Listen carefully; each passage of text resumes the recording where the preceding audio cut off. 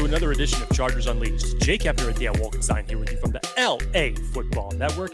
Today's show, of course, is being brought to you by BetOnline, AG1, Aura, Mint Mobile, and Rock Solid Sports Memorabilia. If this is your first time tuning into the show, make sure to hit that like and subscribe button on YouTube. You can also follow us on Facebook, Twitter, Instagram, Spotify, and Apple Podcasts. Dan Wolkenstein, it is week 6, and after a nice little vacation, well needed for me and many other Chargers fans, as I know, in terms of monitoring their heart rates at home, not having to call the cardiologist. It was a nice break. We just needed a sigh of relief, and we got that last Sunday. But now, Dan, we are just a few short days away from Monday Night Football, prime time. Los Angeles Chargers welcome the Dallas Cowboys to SoFi Stadium. Monday Night Football. We've been waiting all week to talk about it. It's good to talk just previews again. Even though it's 2 weeks, it feels like it's been forever since we've gotten into like this type of discussion as relates to a football game. So weird. It's only 2 weeks, but it feels like forever. Happy to get back into it. 100%. It feels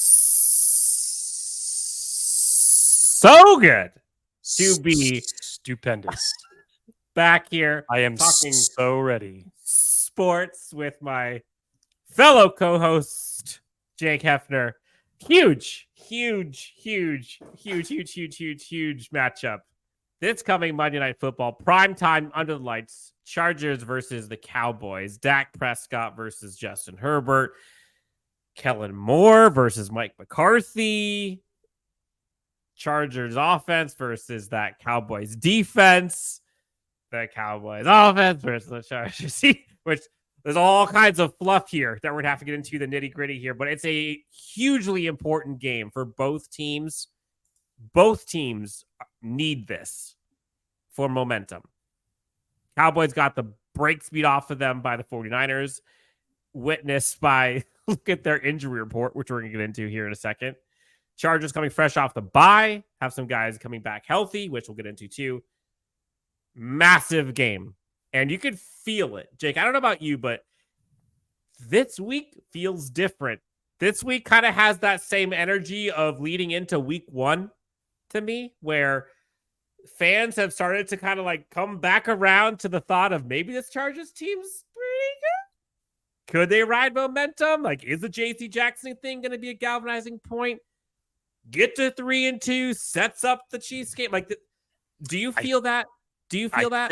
I think they were just happy to have a bye, Dan.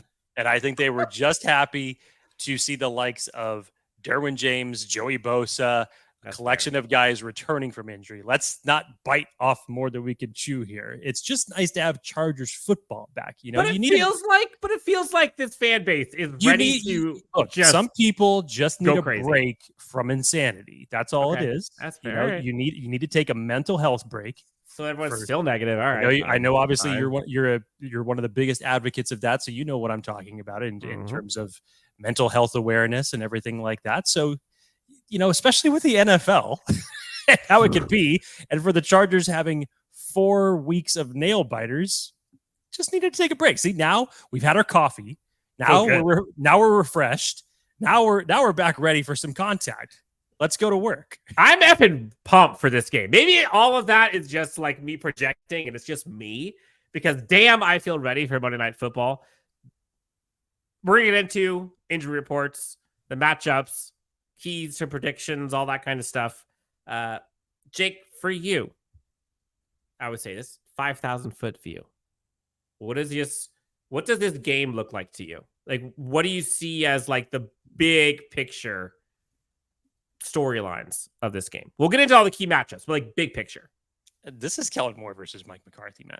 It really is, because when you see just numbers wise goes from the jump, and now it's been talked about a lot during this week on the national media outlets, just in terms of Kellen Moore's offense, his game plans, regardless whether it's been in a win or a loss, has worked for the Chargers through their first 4 games of the season. And obviously Dallas has, as it stands right now, one more win than the Chargers goes, but predominantly their wins are coming on the back of their defenses defense. And you could see where they have struggled, especially in the red zone, where the Chargers were struggling last year. They have improved by 5 points. The Dallas Cowboys have gone down in terms of points per game when they're in the scoring in the red zone. So it's an interesting dynamic. And now you have people talking about CeeDee Lamb being, upset as far as the lack of targets, the lack of usage. What is this offense really? What is their identity? Everything is talked about for their defense, and rightfully so, because that defense is no joke. But that's the real big picture here, Dan, because the familiarity that Kellen Moore has with Dan Quinn and this defense for as long as he was part of the Dallas coaching staff, and then to see how Dan Quinn is going to try to counteract that, because now I think it would be a little bit tougher because it's not the same personnel in Dallas. So it's going to be something different. You know that Kellen Moore, I think, is going to want to get into his bag on this one and pull out a few tricks. You got now another week where you're going to try to insert more of Quentin Johnson and Darius Davis into this lineup. So I think this is definitely just it's McCarthy versus Moore. Has to be. Yeah, I think you're right.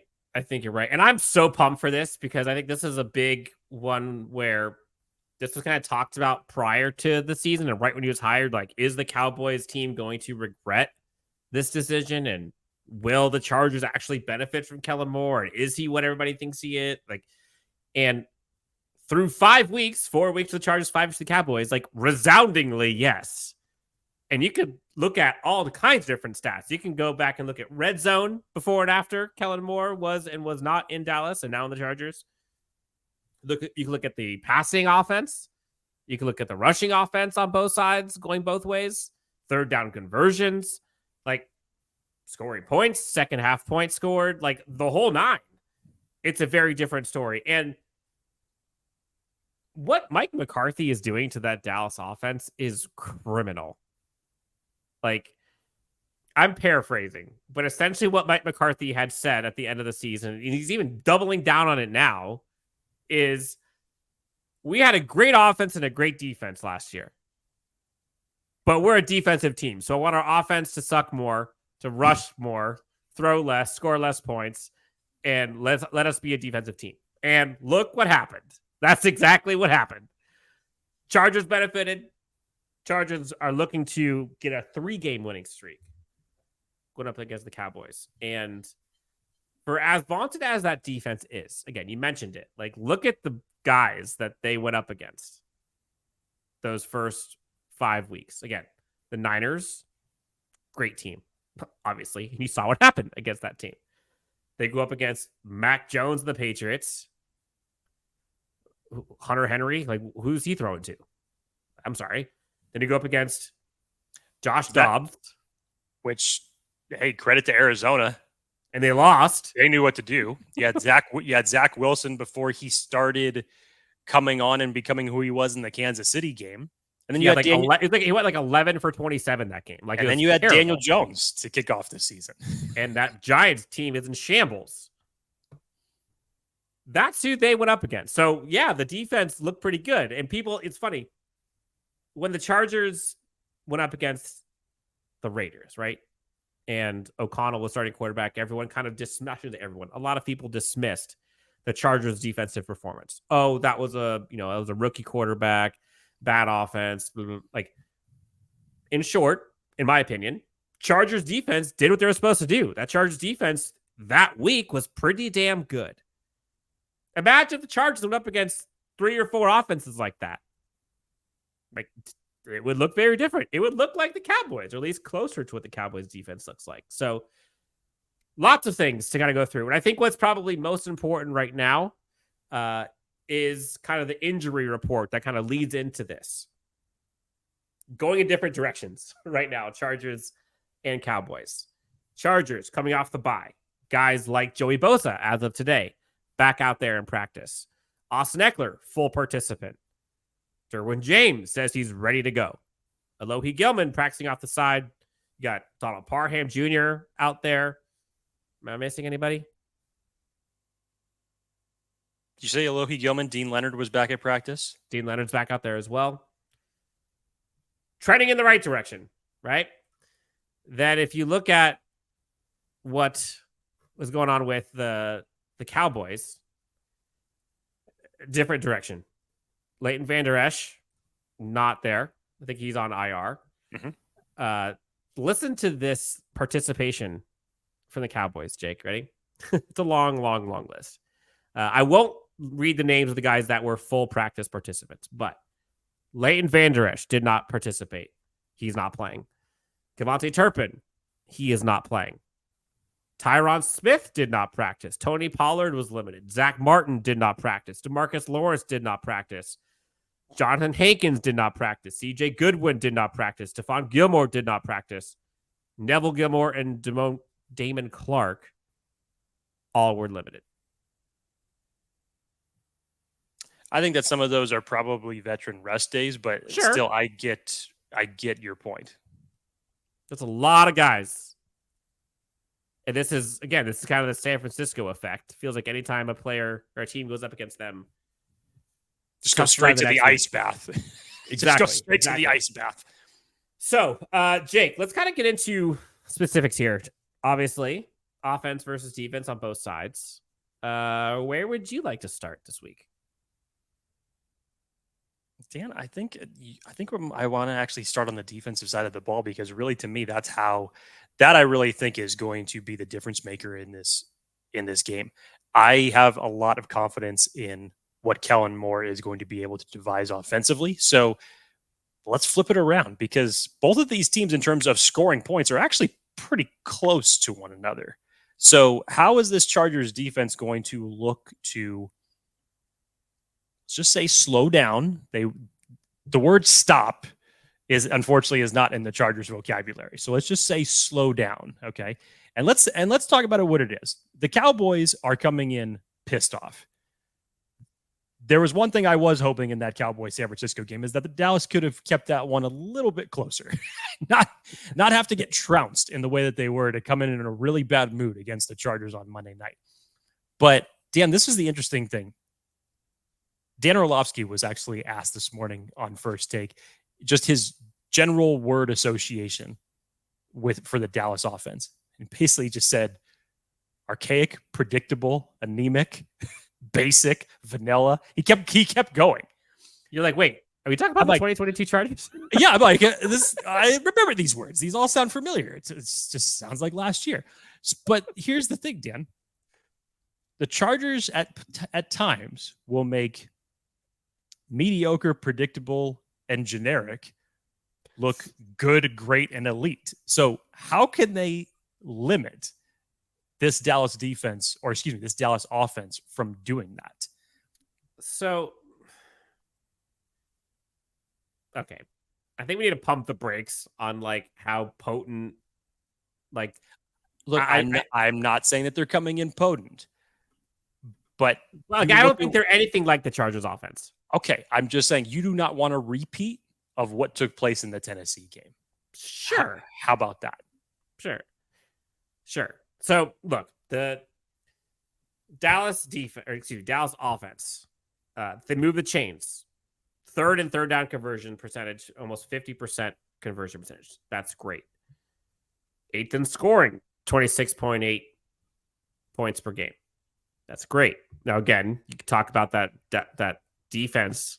That's kind of helping a little bit there. But, Jake, this Dallas offense, 17th in yards per game. Middle of the pack. Towards the back half. 21st in passing for a Dallas offense that was like flaming last year. 10th in rushing. You know, they want to focus on rushing. They're doing so. 23rd in air yards per attempt passing. But this is the part that I think is criminal by this Dallas Cowboys offense, is they rush the ball 6th most of any team in the NFL. Over 30 rush attempts per game. So they're trying to force their hand. They want to run a bunch, right? But they are just 20th in yards per attempt. That's 4.0. Chargers are better than that, by the way. So they rush 6th most, but per attempt, they are 20th. I don't know why they are doing this, but like being an opposing team going into it, like, please go for it. I understand it. Like you said, predictable. You've heard so many people talk about Mike McCarthy's offense. He's gotten a lot of criticism this week for some of the comments that he's had about kind of what they're looking to do. And then basically like, well, it didn't work versus the Niners. Like, well, no shit. Didn't work against the Niners.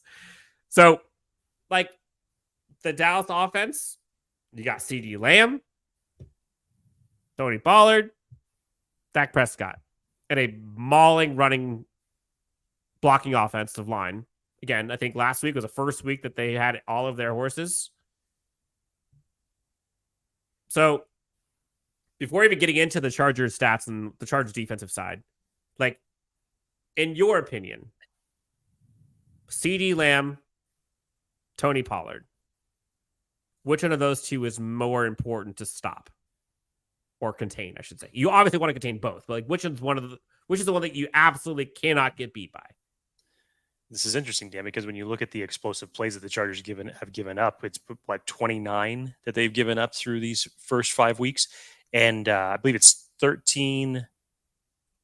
No, I'm sorry. It would be 19 pass, I think 10 on the ground. I think I've got that ratio correct. I could be wrong, but there's something that's telling me specifically for this game, not even taking into account of what we've already seen from Dallas. 13 rushes, 19 passes, by the way. Thank you. Total Sorry about that. Sorry. No, Excuse me. I think there's going to be a heavy emphasis on getting Ceedee Lamb the ball in this game. When you've heard all of the talk, you can hear his displeasure in the interviews. I think that's going to be a focal point. It was much like when A.J. Brown went over to Jalen Hurts on the sidelines and was just pissed off. And then from there, he's just been putting up double-digit. I would know. I've got him on my fantasy team, so I know exactly the point where everything changed. I think this is going to be a similar type of thing for that. I think McCarthy's going to try to get into a game plan where it's just to say, hey, let's get him the ball. Let's go downfield a little bit more. So because the Chargers have given up more of those explosive plays through the air, I think they're going to try to attack that. So I think that Ceedee Lamb is going to try to be Dak Prescott's best friend in this one. They're going to use the run to set up the pass, but in terms of like those, the slow knife type thing where it's like, I'll cut you here, and then I'm going to really gut you here. I think that's what they're going to try to do. So I think they're going to try to use that running game to their advantage. See if the Chargers can contain that. If they can not give up so much on first down type of plays and get themselves into third and short opportunities, which they have not been trending in the right direction in terms of third down conversions, especially when it comes to third down penalties as well.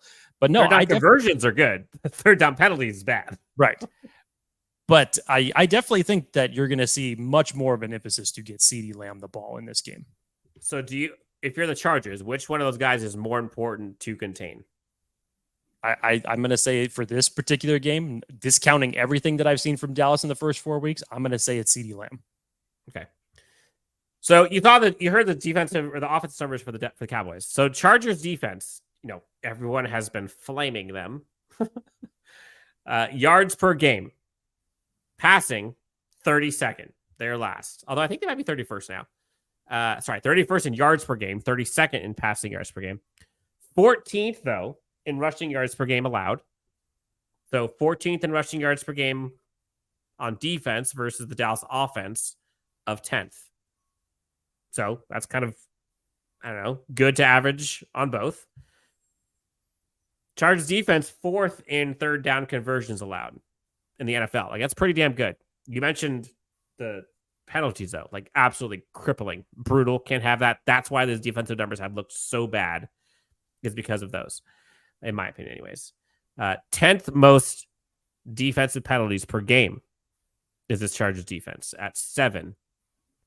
And points per game allowed, 24th. 24th? 24th? Hey, we're going in the right direction.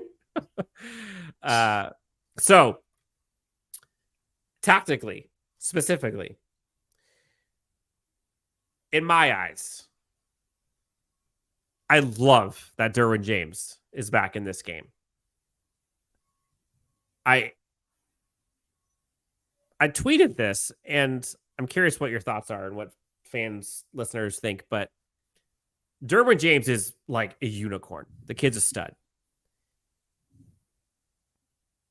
But his ceiling is so high that whoever's next to him oftentimes Like, it's tough to play with that because you have to keep up with it, right? And at the safety position specifically, you're like kind of the last guy. You're the last defense. And when Derwin is out there, like, you want him to be aggressive. You want him to be down in the box. You want him to be, closer to the ball, which leaves one safety and or corners on islands to kind of pick up the rest. I really want to see this Chargers defense kind of umbrella with two safeties not named Derwin James out back, with Derwin James aligned in that star money linebacker type role, and allow the aggressiveness of the front seven, and that now includes, or front eight, if you want to say that, including Derwin James. Allow them to eat, allow them to go off, go crazy, but have safety nets in the background that are actually designed to be safety nets. Like, Derwin James is not designed. That's not his mentality to, like, okay, just go make the safe, secure, smart, reliable play. Like, that's just not ingrained in his head. Nor do I want it to be honest. This is the type of game, in my opinion, and honestly, most of them, the Chargers offense will cook. It's the Chargers defense that I think just has to, they can be aggressive, but all 11 players can't necessarily be aggressive at the same time, because that's what gives up some of those explosive plays. Thoughts? Like, I think that's the important part for me, is like, how can we play fundamentally sound and aggressive? It's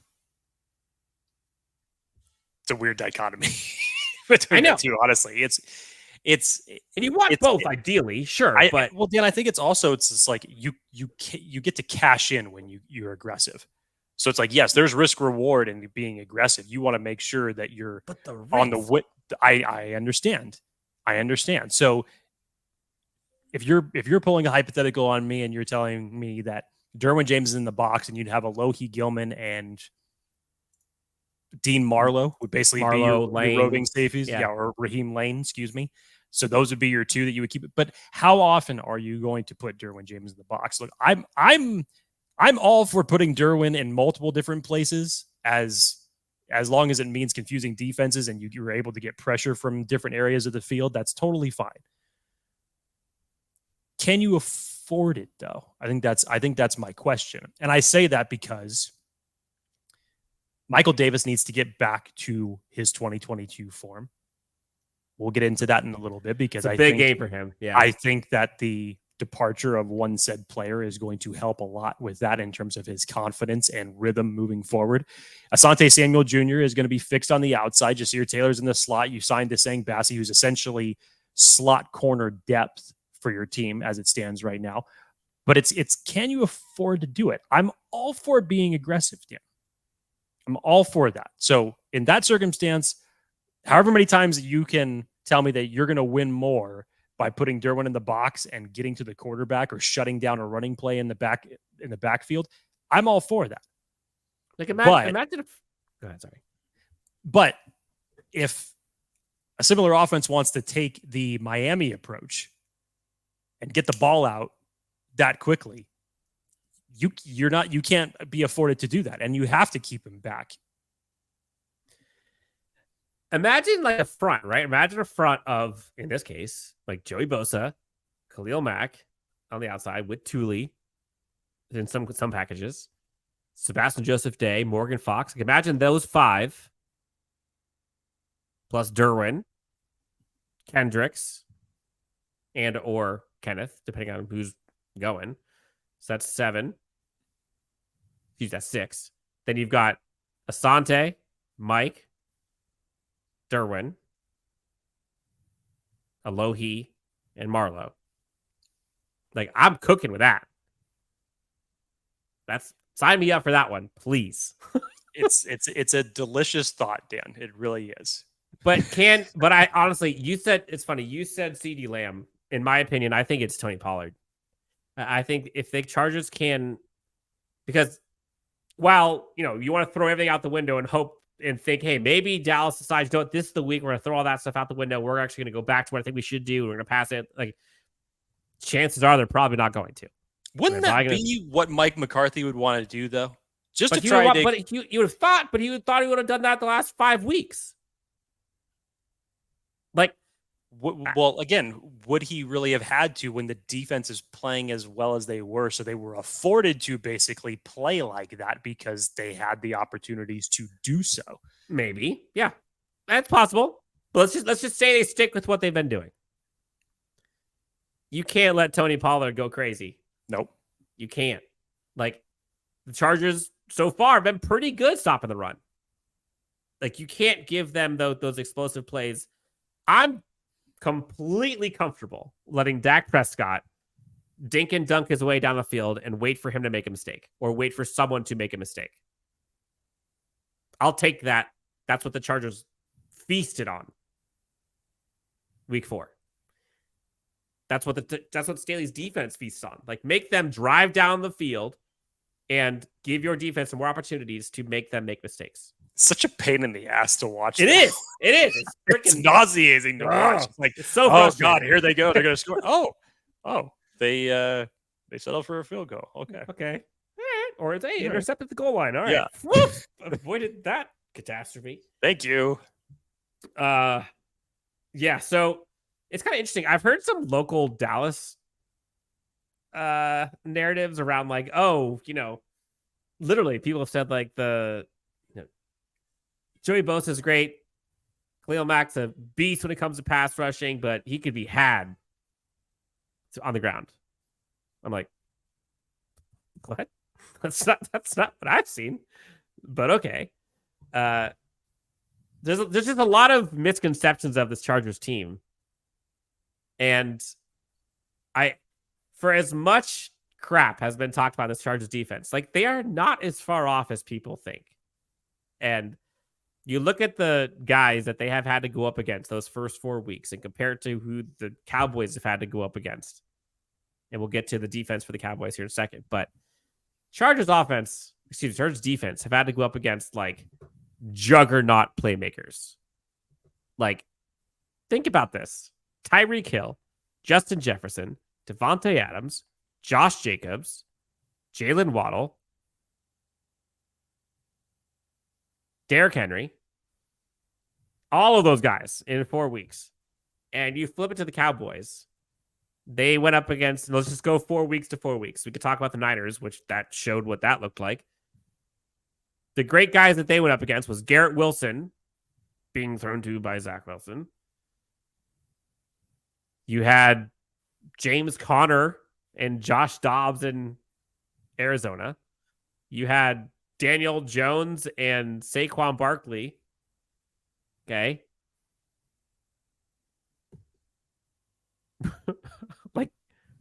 Yeah. A little different. And for the Chargers defense, which we're going to get into now here when they go up against, like, Ceedee Lamb is not those guys. He's just not. So Chargers defense has an opportunity here. And I think that's probably the side of the ball that I think I'm definitely more concerned about that side than the Chargers offense, just because that's usually how it goes. But I'm anxiously optimistic to see this Chargers defense this week. I'll put it that way. Want to flip it? Let's flip it. All right. Floor is yours, my friend. Chargers offense. Cowboys defense. Micah Parsons and company. Kellen Moore is at the helm for this one. Jesus, take the wheel. The Chargers, literally, I love the fact, I know that, some people don't like a bye this early, but honestly, with the Chargers injuries and given their next 2 opponents that they have, I think this bye came at a perfect time for them. You get to sit back. Kellen Moore, essentially, who already knows this Dallas defense very well, basically gets an extra week to prepare offensively with their game plan. You get Justin Herbert to rest up his finger for an extra week, which, interesting quote, Dan, that he said that they have not practiced any snaps under center this week so that there would not do any other damage to his finger. But he said that does not negate him taking snaps under center during the game, which I thought was an interesting thought throughout all that. Obviously, Justin Herbert's wearing the glove to help conceal and protect his fractured finger that he suffered during the Raiders game. But Dan, I think the thing that I'm really interested, and we kind of got a little bit of a tease in this in the Raiders game. How is Kellen Moore going to infuse more of Darius Davis and Quentin Johnston into this? And truly, I think that those are going to have to be the difference makers. Dallas doesn't have Diggs in the secondary for this game. So you know that all the attention is still going to go to Keenan Allen from them from a secondary standpoint. So whether it's Josh Palmer, Quentin Johnston, they will probably be seeing one-on-ones for the majority of this game. How are you going to infuse them into a bigger role, getting them more targets, getting them more snaps? That is what I want to see, the creativity here. For some reason, Gerald Everett, anytime he's gotten the ball, which has been very little this year, has just been breaking tackles. He's been that dude, man. He's been that dude. Gerald Everett hit the gym in the offseason, man. It's either he's plowing through guys or they're just bouncing off of him. But he's at least able to make the first guy and break away from a tackle and just do that. Give me some more of the tight ends in between the 20s, not just in the red zone, which I know that they loved using Donald Parham in that through the first 3 weeks of the season. But let's utilize the tight ends more often in between the 20s. So this is all Kellen Moore's game plan, Dan. And this is what I'm excited about because in a weird way, we have seen how Kellen Moore game plans week in and week out, as opposed to another individual that ran the exact same type of generic type offense every single week. The Gus Bradley of offenses. I'm really excited about this. And just the cherry on top, it's the former team that he used to coach for. So kind of like the Nathaniel Hackett thing with Denver, but not obviously with all the dramatics because there's no bad blood here. But it's kind of like that. That's how I feel. It's just like, let Kellen Moore get real deep into his bag and pull out his entire arsenal of tricks for this one. 100%. 100%. The Mike Williams injury is brutal. And you've seen how that has affected this Chargers team on offense. Like, there's no question.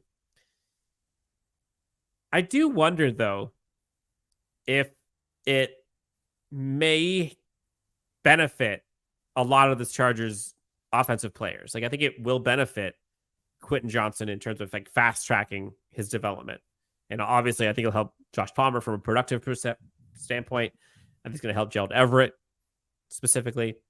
This game, I hope to God that you are correct. The Cowboys linebacking core without Van Der Esch and without I forget the guy's name who they drafted from Overshown from Texas.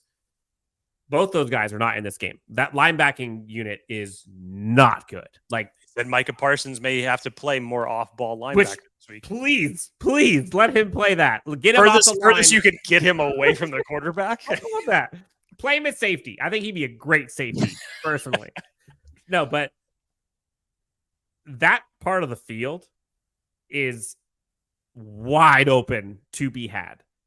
And so I'm starting Gerald Everett on my fantasy team. No question. He should feast in this game. Can we please? And I think this bye came at a good time, not just from a health standpoint, but it gave the Chargers 2 extra weeks without having to worry about like a game plan or a game, how to get Quentin Johnston going, especially now that Mike Williams is not there. I don't necessarily, and I don't know if this is just because they've had other guys making plays, but one kind of knock that I'll put on Kellen Moore is I don't necessarily know if I've really seen him set up Quentin Johnston for success so far this season. Now, I think there have been maybe bigger priorities for him to worry about, and maybe that's kind of has been a nice to have, and he can wait on that. But even the looks that Quentin Johnston has gotten, I don't necessarily know if all of them have really been like in his wheelhouse in terms of like simplifying things for him, getting him in areas and opportunities that he's great at, that he's comfortable with, and letting him flourish in those and then take the top off, then go for the fade routes. Like, then I'm cool with it. But like, they've done a couple of the screens. I'll give you that. But like, where's the drag routes? Where's the where are the slants that allow him to catch the ball in full stride? Get him those. Like, that's what you saw all over his film.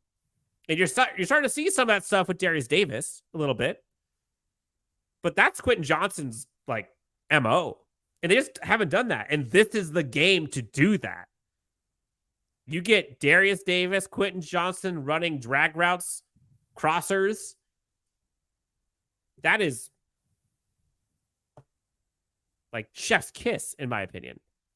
So I think this is a big game for in between the hashes. And then feast on those and then blow the top off. That's a ferocious pass rush that they have. And I don't care what they say about Micah Parsons, how to play linebacker and away from the ball. No. If he does that, thank you. That's easy.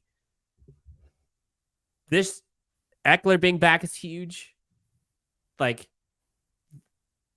This if I'm Kellen Moore right now, I am just licking my chops at the number of ways that this Chargers offense can target that Cowboys defense. And I know this Cowboys defense is good, and statistically they have all kinds of stuff, but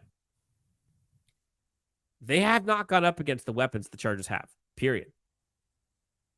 And even the Niners, they have great weapons, but they're not the same type of weapons as the Chargers have. Again, I'm not saying they're worse, but Deebo Samuel, George Kittle, Brandon Ayuk versus Quentin Johnston, Keenan Allen, Austin Eckler. Those are very different types of players. That's physical, right? They're punch it down your throat. And the Chargers I'm run right by you. They haven't gone up against a team like that. They haven't. So I know I kind of went off on a tangent here for a bit, but look, the Chargers offense, you got to be bullish. 7th in scoring. They're 5th in total yards per game, 6th in passing, 4th in air yards per attempt. They're good. 6th in passing, 14th in rushing. They're pretty balanced. Dan, you were talking about the Dallas defense and who they have up front. I said this on Monday when we came back. In a roundabout type of way, I was actually glad that even though the Chargers got the win, I was glad that they went into their bye week, not just from the health standpoint, but as there were a lot of things to fix in that game offensively. Outside of what Justin Herbert had to do and everything like that, and yes, they came away with a win, that's great. But this offensive line, the first game without playing Corey Linsley, you could tell that he was missed. Rashawn Slater had the worst game that he has had since he was a rookie. Shout out to Max Crosby, by the way. Yes. Zion Johnson didn't have a good game. Jamari Sawyer didn't have a good game. Wasn't much better for Trey Pipkins. Will Clapp, in a strange way, was rated the top offensive lineman for the Chargers, which is really bizarre. But I think it gave some extra time for this offensive line to get some cohesion between them because they're going to need it. There is going to be pressure that is going to break through that interior. And what is Justin Herbert going to have to do? I'll be interested to see if they turn it more into a get the ball out quickly type of scenario. And we still don't know what the finger effect is going to have on Justin Herbert and what he is or is not able to do. Right off the bat, I think it definitely limits the amount of times that you roll play action because is he still able to grip the ball? Under center, yeah. Well, whether it's under center or just even running back with the ball, how well is he able to grip the ball with that hand and sticking it out there? So it'll be an interesting thought. So it's not just going to I'm enticed, obviously, from a game plan perspective to see what they're going to do. But they have to go out there and execute because this defense that they're playing is no joke. Whether they're down Diggs, whether they're down, I had to be really careful there. Whether they're down Leighton Vander Esch and a couple other guys, it doesn't matter. They're still going to be able to attack. Totally. I find this interesting, and I want to get your thoughts on this. The vaunted Cowboys defense, right? And they've got some amazing stats if you look at them. the 5th fewest yards per game allowed in the entire NFL. 2nd fewest passing yards per game. The one that actually is most impressive to me, Jake, is they have the fewest missed tackles in the NFL, and they've played 5 games, but fewest missed tackles in the entire NFL. They only have 9 missed tackles as a team. That's 5 games. That's insane. That's discipline. And 15 sacks through 5 games. By the way, the Chargers have more sacks than they do. They've only played 4. They got a lot of them in the last game. Look, the part that I wanted to ask you about is 2nd fewest passing yards per game allowed by this Dallas Cowboys defense, which is impressive, right? But also, like, if you look at it a little bit further, you know who has the 2nd fewest passing attempts on them per game? Is the Dallas Cowboys. So opposing teams aren't throwing on them. And because of that, at least partially because of that, they have the 2nd best statistically passing defense. So it kind of makes sense. And then rushing side, 21st in rushing yards allowed per game. And so you say, okay, well, if that's the case, then opposing teams are probably rushing, the 21st most in the NFL. No, they're not. 15th. 15th fewest attempts. Yet they're still allowing the 21st most rushing yards in the game. 8th most yards per attempt on the ground is this Cowboys defense. So as vaunted as they are and as impressive, and I get all of that, but it kind of reminds me, a lot of people talk about, like, the Chargers running game. People say, oh, the Chargers running game is so good defensively. Stopping the run is so good. The reason why those numbers are good is because everyone's passing on them and they want to. But like the numbers, the attempts aren't there, but the passing yards specifically are there. On this one, they're not throwing on this defense. And so also the defense isn't getting numbers. I don't know. Like, numbers can tell a fictitious story sometimes, is I guess what I'm getting at. And I don't necessarily know if it's as insane as people are giving it credit for, given the numbers and who they've gone up against. The one time they went up against a good team, a great team, that defense looked bad. Bad. Like, not even average. Bad. I don't know. Like, maybe I'm a little too bullish on this. I don't know. But I just, outside of Micah Parsons and Trayvon Diggs and Leighton Vander Esch, and Lawrence, I guess, is the other pass rusher, like, those are the guys that I'm worried about. 2 of them aren't playing. One is maybe forced to be a linebacker back in coverage. Like, am I crazy? Am I drinking too much of Kool-Aid? Remember what I said at the beginning of this show, that the Chargers fan base in general needed to take a collective breath, to step back, here we go, to essentially find their smile again? Dan Wolkenstein has done that to the nth degree. I got you. I get what he is saying in terms of stats, this and that. It kind of doesn't, tell the entire story, yada, yada. But I go back, Dan, to Chargers have had a tendency these first 4 weeks of the season at making mediocre look really good. So you can throw all that out the window, in my opinion. I think one stat that really jumps out to me, Dan, is explosive play ratio. Chargers obviously need a lot of work to do. Dallas is one of the better teams in the league at not giving up explosive plays. Totally. And that is a direct reflection on the missed tackles that they do not give up. 100%. I agree with you. All right, Jake. Well, it's time. See, now this is the part of the show that I did not miss the past 2 weeks. Didn't miss this one at all. No. By the way, Jake, Chargers offense, after a bye, still a top 10 offense in explosive plays. What a world. All right, here we go. Prediction time, Jake. Let's hear your story and your prediction. You may call me crazy for saying this. When you look at the next two games the Chargers have on the docket between the Dallas Cowboys and the Kansas City Chiefs,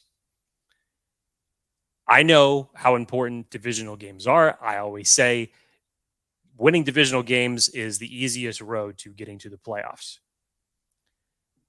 I personally think that this game means more than the Kansas City game because it's in Kansas City, division rival. Very few teams are successful when going to Kansas City. You just know how hard it is to win there. And sometimes when you play Kansas City in Kansas City, most people just go ahead and just automatically chalk that up as an L.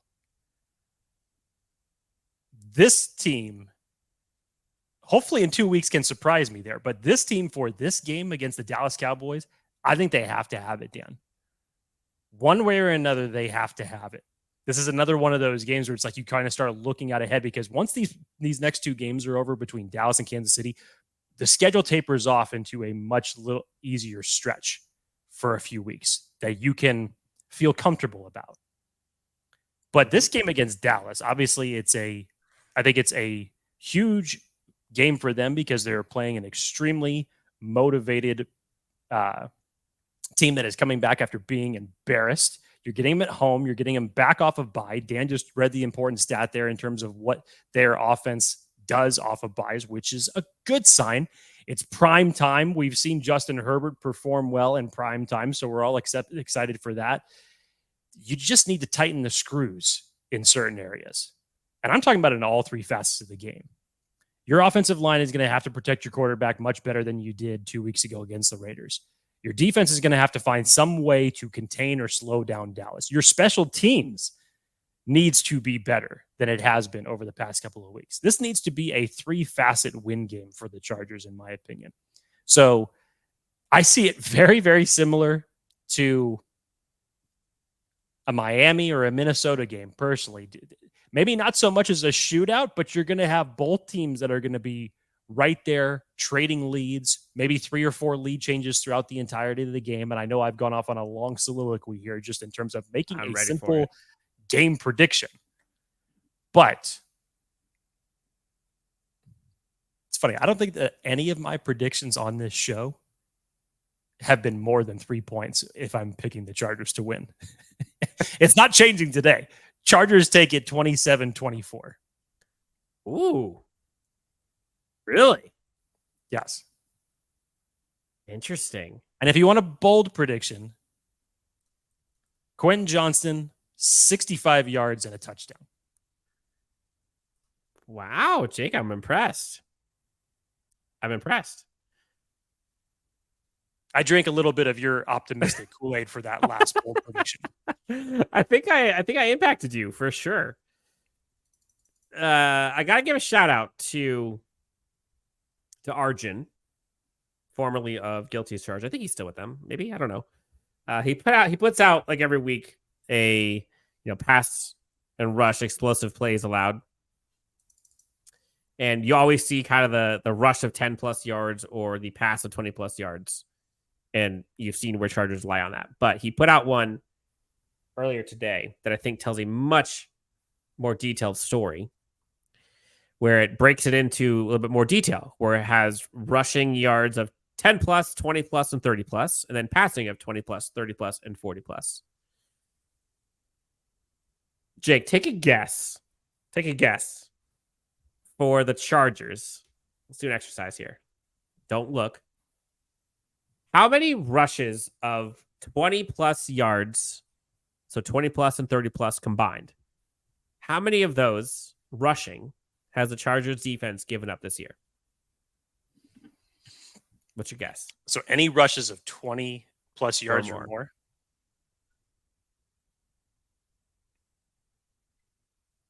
I'm going to say that's 4.